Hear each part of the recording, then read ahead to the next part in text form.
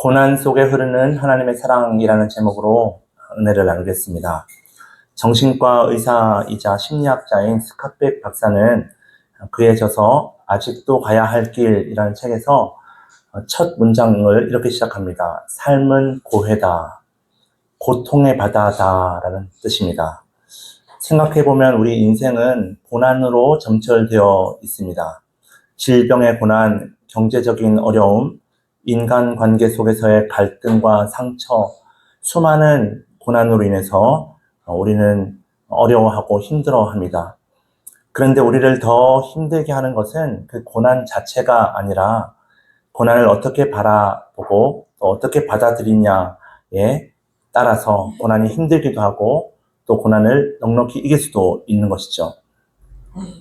고난이 찾아온다면, 고난이 닥칠 때 우리가 어떻게 그것을 대처해야 할까요? 오늘 말씀을 통해서 우리는 고난 속에서도 변함없이 역사하시는 하나님의 사랑을 발견할 수 있습니다. 첫 번째, 고난에는 하나님의 뜻이 있습니다. 어떤 고난이든지 이해할 수 없는 고난이고 또 감당할 수 없는 고난이라 할지라도 모든 고난에는 하나님의 뜻이 있습니다. 만약 우리가 고난을 당하면서 하나님 왜 나만 이런 고난을 주십니까? 내가 열심히 신앙생활을 했는데 왜 나에게 이런 고난을 주십니까? 이렇게 원망하면서 고난을 부정하고 고난을 피하려고만 한다면 우리는 그 속에서 하나님의 뜻을 찾을 수가 없습니다. 기독교 고전 가운데 하나님의 임재 연습이라는 유명한 책이 있습니다. 이 책의 저자 로렌스 형제는 50이라는 늦은 나이에 수도원에 들어가서 가장 힘든 주방 일을, 허드렛 일을 하면서 지냈습니다. 처음에는 그 일을 하는 동안 이것은 나의 부족함을 채우기 위한 고행이다 이렇게 생각하면서 그냥 묵묵히 하였습니다. 그러나 어느 날부터 그 설거지를 하고 또 마당을 쓸고 청소라는 이 모든 일들이 전혀 다른 의미로 다가오게 되었습니다. 그는 하나님의 사랑을 위해서라면 땅에서 지푸라기를 줍는 것조차도 즐거워하였습니다. 모든 것을 하나님을 사랑하는 마음으로 한 것이죠. 그에게 무슨 일이 일어난 것일까요? 궁금해하는 사람들에게 이 로렌스 형제는 하나님의 임재 연습에 대해서 이야기를 하였습니다. 어떤 일을 하든지 자기 일을 하면서 하나님을 기억하기만 하면 된다. 그러면 하나님의 임재를 경험할 수 있다. 그렇게 이야기를 했습니다. 그래서 하나님께서 나와 함께 하심을 느끼니까 늘 즐겁고 사랑하는 마음으로 기쁘게 일을 할 수 있었던 것이죠. 오늘날 많은 사람들이 우울감과 또 무기력함으로 살아갑니다.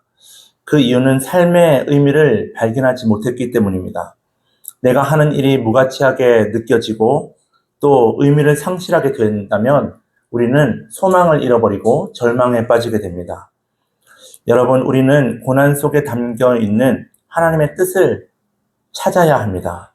그럴 때 고난은 더 이상 절망이 아니라 우리의 믿음을 성장시키는 통로가 됩니다. 두 번째, 고난 속에는 하나님의 사랑이 있습니다.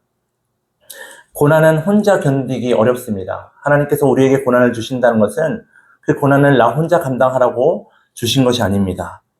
고난을 이겨내기 위해서는 마음에 힘이 있어야 합니다. 마음이 무너지면 고난을 결코 극복할 수 없습니다. 이 마음의 힘은 사랑과 위로를 통하여 공급받을 수 있습니다. 하나님은 사람을 통하여 우리를 위로하시고 공동체를 통하여 사랑을 베푸십니다. 제가 군복무할 때 있었던 일입니다. 2등병 때에 또 1병 때까지 편지가 가끔씩 왔었는데요. 이제 학교 생활 하다가 휴학하고 군대를 왔으니 학교에는 친구들이 보내주면 참 좋았겠는데 그게 아니라 먼저 군대를 간 친구들이 군대 선배들이 먼저 군대 간 그 친구들이 저에게 편지를 보내주었습니다. 왜냐하면 자신도 2등병 생활을 해보니까 참 힘들다는 것을 아니까 군 생활이 쉽지 않다는 걸 알기에 이제 고생하고 있는 저를 위해서 편지를 보내준 것입니다. 그 2등병 때 받았던 편지가 얼마나 위로가 되었는지, 얼마나 기뻤는지, 힘이 되는지 모릅니다. 고난을 당해본 사람만이 고난 당하는 사람을 진정으로 위로할 수 있습니다. 아파본 사람만이 아픈 사람의 심정을 잘 알 수 있지요. 여러분, 고난 당할 때 나의 고난만 생각하지 마시고 주변에 나와 똑같은 고난 당하시는 사람이 있는지 살펴보시고 서로에게 위로하시고 사랑하셔서 사랑으로 모든 고난을 이겨내시는 저와 여러분 되시기 바랍니다. 세 번째, 고난의 끝에는 하나님의 회복이 있습니다. 우리는 고난이 길어지면 길어질수록 이렇게 생각합니다. 이 고난이, 이 고통이 과연 끝이 있을까? 정말 내가 이 고난에서, 고통에서 온전히 회복될 수 있을까? 이런 생각을 하게 됩니다. 저도 이런 생각을 한 적이 있습니다. 몇 년 전에 코로나가 이제 터지고 몇 개월 되어서 제가 병이 왔는데요. 어떤 병이 왔냐면 팔을 이렇게 들지 못하는 병이 왔습니다. 50견이라고 하죠. 40대 후반에 왔는데 50견을. 그런데 이제 병원에서 처음에는 이제 침을 맞았다가 안 나와가지고 이제 그 정형외과 가가지고 도수 치료도 받고 또 주사도 맞고 약도 먹고 여러 가지 치료를 계속했는데 한 1년을 넘게 치료를 했습니다. 그런데도 차도가 없는 것입니다. 계속 이제 팔 드는 게 아프고 옷 갈아입을 때 제일 힘들고 그래서 그때 이제 1년이 너무 또 치료가 안 되니까 과연 이게 끝이 있을까? 이 병이 낫긴 낫는 걸까? 그리고 온전하게 다시 회복될 수 있을까라는 고민을 하게 됐습니다. 그래서 제가 성도님이든 뭐 친구든 가족이든 만나는 사람들마다 요즘 제가 이 50견으로 고생하고 있습니다라고 이야기를 했더니 의외로 아마 여러분들 중에서도 계실 텐데 나도 50견에 걸린 적이 있어요라고 이야기하시는 분이 참 많은 겁니다. 많은 사람들이 50견에 걸렸더라고요. 그리고 지금은 다 나았다고 이야기를 하는 겁니다. 그래서 다니는 병원 말고 또 다른 병원에 갔더니 의사 선생님이 50견은 짧으면 한 6개월, 길면 2년 걸리면 2년 지나면 다 낫는 병이라고 다 낫는 병이니까 걱정하지 말라 그런 이야기를 하셔서 1년 지났을 때 이제 제가 그 이야기를 듣고 아 그래 언젠가는 낫겠구나라는 소망을 가지게 되었습니다. 여러분 모든 고난에는 이 고난은 동굴이 아니라 터널과 같습니다. 끝이 있습니다. 하나님은 가장 좋은 때에 가장 선한 방법으로 우리를 회복시키십니다. 그러므로 고난 중에 여러분 끝이 보이지 않는다고 낙심하지 마시기 바랍니다. 염려하지 마시기 바랍니다. 하나님은 고난을 통하여 하나님의 뜻을 알게 하시고 고난 속에서 더 서로 사랑하게 하시고 고난 중에도 소망을 잃지 않게 하시는 분이심을 믿으시기 바랍니다. 그런데 오늘 본문에 나오는 이 욥은 이 앞에서 말씀드렸던 이 세 가지 하나님의 뜻도 알 수 없었고 하나님의 사랑도 느끼지 못했고 또 회복의 소망도 끝도 보이지 않는 그런 깊은 고난을 경험하게 됩니다. 이 욥이 어떤 사람이길래 이런 고난을 당했을까요? 욥기 1장 1절의 말씀을 같이 한번 읽어보겠습니다. 시작. 우스 땅에 욥이라 불리는 사람이 있었는데 그 사람은 온전하고 정직하여 하나님을 경외하며 악에서 떠난 자더라. 우리는 죄를 지으면 고난을 받는다 생각하는데 근데 하나님을 경외하며 악에서 떠나고 온전하고 정직한 사람인데 고난을 받았습니다. 예레미야가 4장 21절에 보면 우스 땅에 사는 딸 에도마 이런 표현이 나옵니다. 무슨 말이냐면 이 욥이 살고 있던 이 우스 땅이 에돔 지역이었다는 말입니다. 다시 말하면 욥은 이스라엘 사람이 아니라 에돔 사람이었던 거죠. 이방인이었습니다. 이방인이었는데도 하나님을 경외하는 의로운 사람이었습니다. 그리고 그에게는 아들 7과 딸 3, 아주 다자녀가 있었고 다자녀를 둔 복된 가장이었고 또 그 동방 지역에서 가장 큰 재물이 많은 부자였습니다. 그런데 하루아침에 모든 것이 다 무너졌습니다.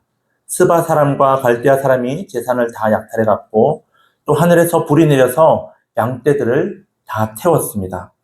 광풍이 집을 무너뜨려서 10명의 자녀가 모두 그 자리에서 죽게 되었습니다. 뿐만 아니라 욥의 몸도 악성 종기가 퍼져서 기와 조각으로 몸을 긁어야만 했고, 아내는 하나님을 저주하며 죽으라고 그렇게 심한 말을 하였습니다. 재산도 잃고 자녀도 잃고 건강도 잃고 가정도 무너졌습니다. 하루아침에 어떻게 이런 일들이 일어날 수 있을까요?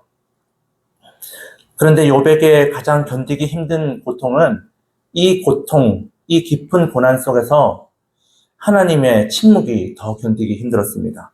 기도해도 응답이 없었습니다. 부르짖어도 하나님은 아무 말씀도 하시지 않으셨습니다. 그런데 여러분, 하나님의 침묵은 하나님의 부재가 아닙니다. 하나님이 침묵하신다고 해서 하나님이 안 계시는 것이 아닙니다. 침묵 가운데서도 하나님은 일하십니다. 그리고 그 침묵조차도 하나님의 사랑의 한 방법이라 할 수 있습니다. 욥의 입장에서 볼 때는 자신에게 닥친 고난도 그리고 하나님의 침묵도 도저히 이해가 되지 않는 것이었습니다. 하지만 고난의 끝에서 볼 때에 욥기 42장을 다 읽고 나서 보니 이 모든 과정들이 하나님의 은혜였고 하나님의 사랑의 섭리였음을 알 수 있습니다. 우리도 마찬가지이죠. 우리도 열심히 기도했는데 하나님께서 듣지 않으십니다. 응답되지 않습니다.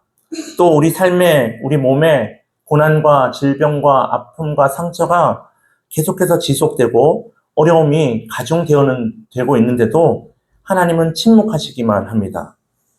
기도해도 안 되면 하나님을 원망하죠.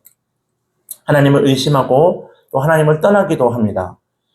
그런데 시간이 지난 후에 돌이켜보면 그 고난 속에서도 정말 하나님이 나와 함께 하셨구나.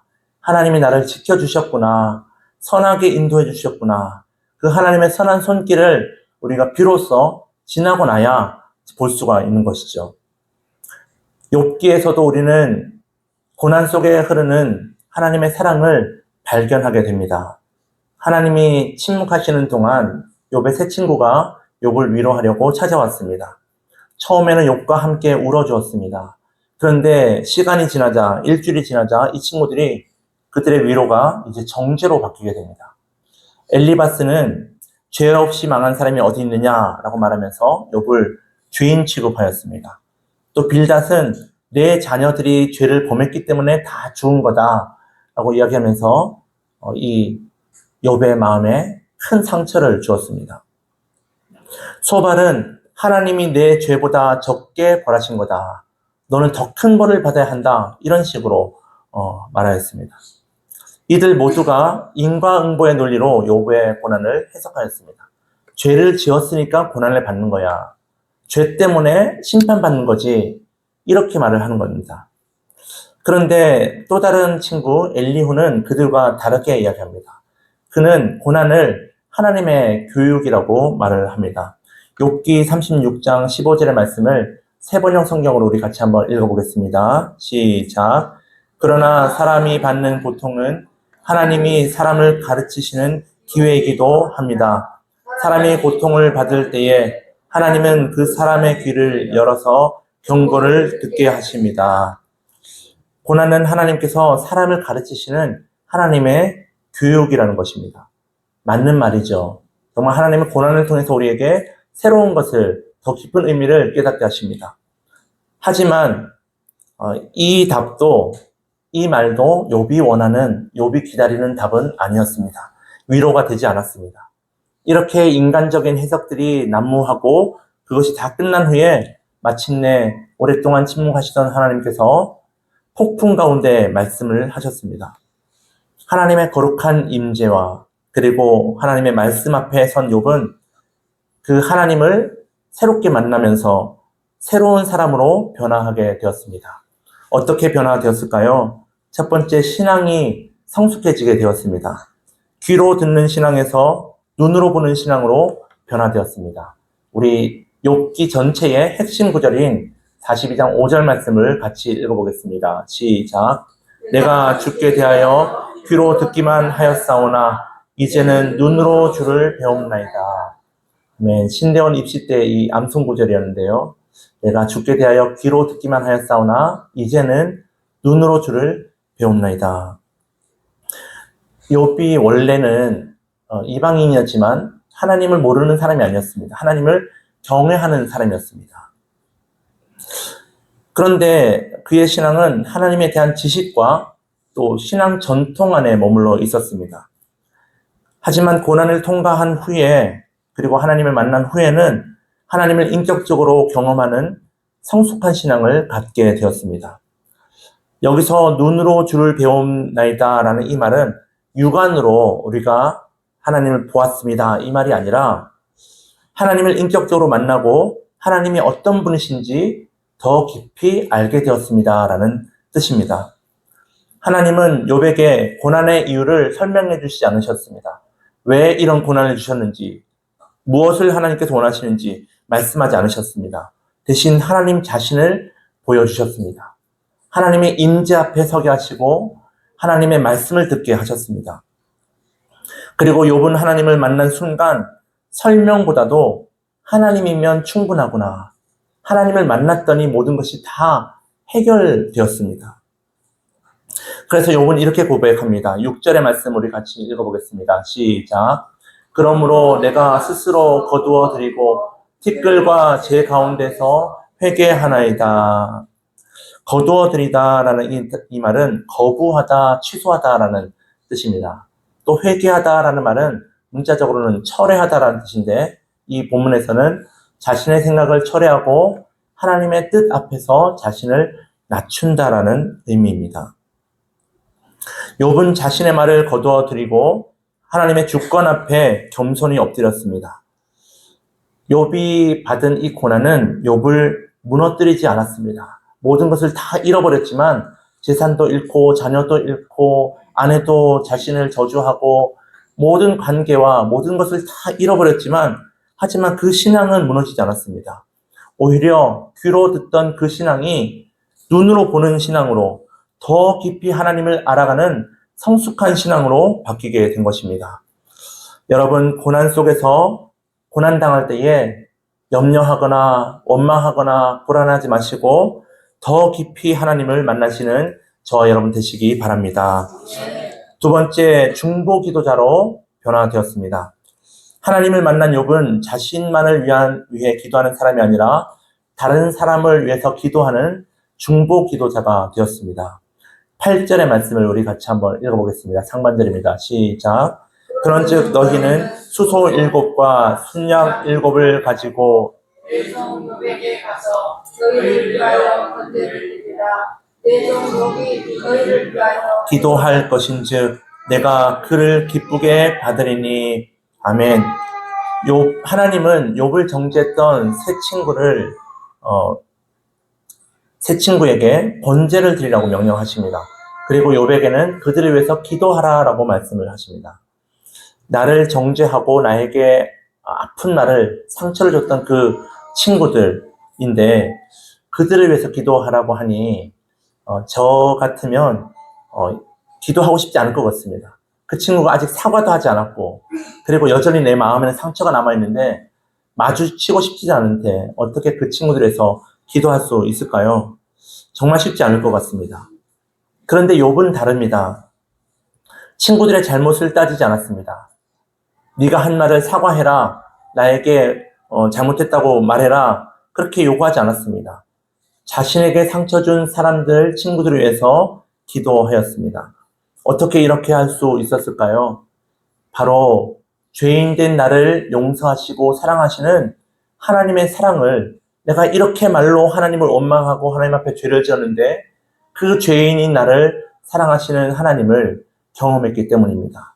하나님의 사랑을 경험했기에 하나님의 용서를 경험했기에 친구들의 잘못과 친구들의 그 상처가 아무것도 아니게 된 것이죠. 하나님을 깊이 만난 사람은 미움보다 사랑을 선택하게 됩니다. 용서받은 사람은 용서하는 사람이 되고 위로받은 사람은 위로하는 사람이 될 수 있습니다. 고난을 통과한 욥의 신앙은 더 이상 자기 자신에게 머물러 있지 않았습니다. 하나님을 만나기 전에는 자신의 억울함을 호소하였지만 하나님 제가 이렇게 의롭게 살았는데 정직하게 살았는데 왜 저에게 이런 고난을 주십니까? 왜 아무 말씀도 하지 않으십니까? 그렇게 억울함을 하나님 앞에 호소하였지만 이제 하나님 앞에 선 욥은 하나님을 만난 후에는 자신의 상처보다 다른 사람의 영혼이 더 눈에 보이기 시작하였습니다. 이것이 성숙한 신앙입니다. 하나님은 고난을 통과한 욥을 성숙한 신앙으로 이끄신 것입니다. 하나님을 만난 사람은 자신의 상처를 붙잡는 사람이 아니라 다른 사람의 상처를 품는 성숙한 사람이 됩니다. 정죄하는 사람이 아니라 용서하는 사람이 됩니다. 나를 위해서만 기도하는 사람이 아니라 다른 사람을 위해서 기도하는 기도의 중보자가 됩니다. 고난을 통과한 욥은 하나님을 만나고 다른 사람을 살리는 중보 기도자로 변화되었습니다. 우리도 마찬가지입니다. 하나님의 사랑과 용서를 우리도 경험했다면 그 사랑을 흘려보내는 사람이 되어야 합니다. 나의 상처만 생각하지 말고 나의 유익만 생각하지 말고 다른 사람의 상처를 품고 기도하는 사람이 되어야 합니다. 그러므로 여러분, 다른 사람을 정죄하거나 또 비난하는 그런 삶이 아니라 중보 기도하는 삶을 살아가시는 저와 여러분 되시기 바랍니다. 세 번째, 하나님의 회복을 경험하게 되었습니다. 10절의 말씀 우리 같이 한번 읽어보겠습니다. 시작. 욥이 그의 친구들을 위하여 기도할 때 여호와께서 욥에게 이전 모든 소유보다 갑절이나 주신지라. 아멘. 여기서 제가 중요한 표현을 빨간색으로 칠했습니다. 욥이 그의 친구들을 위하여 기도할 때에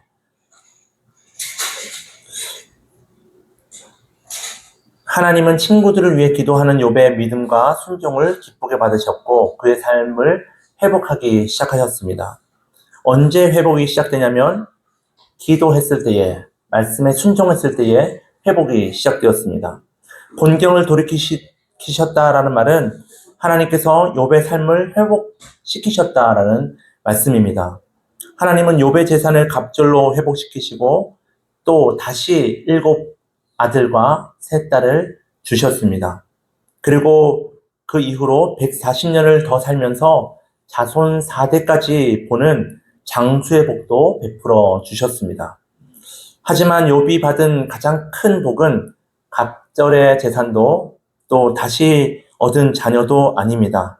그가 받은 그리고 그가 생각하는 가장 큰 복은 하나님과 친밀한 관계를 맺게 된 것입니다. 고난을 당하기 전에도 욥은 하나님을 경외하는 사람이었습니다. 하나님에 대하여 귀로 듣던 신앙에서 하나님을 인격적으로 경험하는 눈으로 보는 신앙으로 성숙하게 된 것입니다. 여러분, 우리도 고난을 당할 때에 하나님을 더 깊이 만날 수 있습니다. 고난을 통해서만 만날 수 있는, 고난 속에서만 경험할 수 있는 하나님을 우리는 발견할 수 있습니다.